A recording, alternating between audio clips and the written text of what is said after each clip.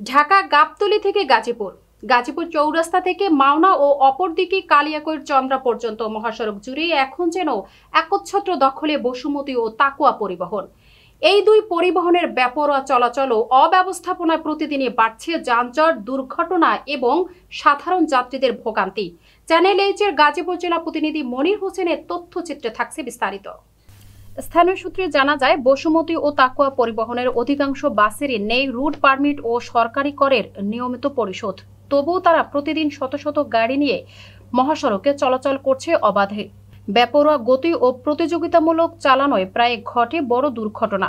অনেক যাত্রী অভিযোগ করেছেন, গাড়ি থেকে ধাক্কা মেরে ফেলে দেওয়ার ঘটনাও ঘটে নিয়মিত, কিন্তু প্রশাসনের কোনো ব্যবস্থা দেখা যায় না।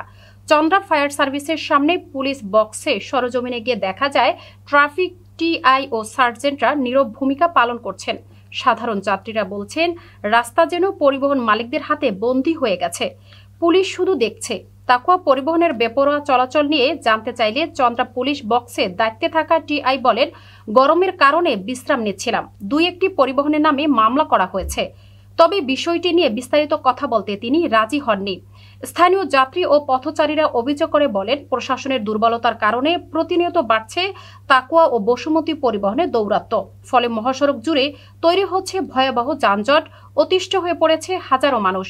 সাধারণ মানুষের দাবি, উপর মহলের নজরদারি ও কঠোর আইন প্রয়োগের মাধ্যমে যেন মহাসড়কে শৃঙ্খলা ফিরে আসে, এটাই এখন সকলের প্রত্যাশা।